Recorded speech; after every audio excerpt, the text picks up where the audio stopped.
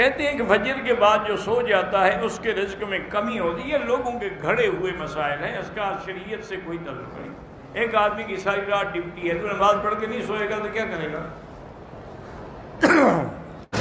فجر کی نماز میں آنکھ نہیں کھلتی. کوئی وظیفہ بتا دیں، اپنے دوست سے کہیں کہ وہ حیا کے جو لوگ ہیں نا ان کو تمہاری بارے میں بتا دے، وہ تمہیں 2 دن پکڑ کے بند رکھیں گے، ٹھیک ٹھاک ٹھکائی کریں گے، مجالے پھر آنکھ نہ کھلے. وظیفے کی ضرورت ہی نہیں ہے. کام کے لیے آنکھ کھل جاتی ہے، نماز کے لیے نہیں کھلتی اس کی آنکھ. فجر کے لیے میں نے الارم بھی لگایا تھا لیکن پھر بھی آنکھ نہیں کھلی. بہرحال اٹھنے کے فوراً بعد نماز قضا کریں اور استغفار کریں.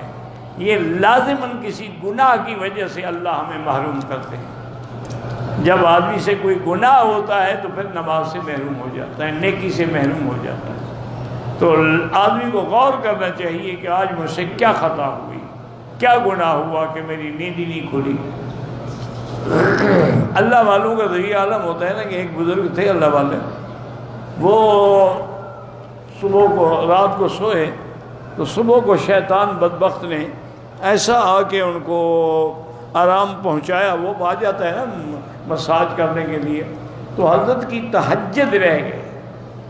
نماز پہ تو آ گئے لیکن تہجد نہیں پڑھ سکے.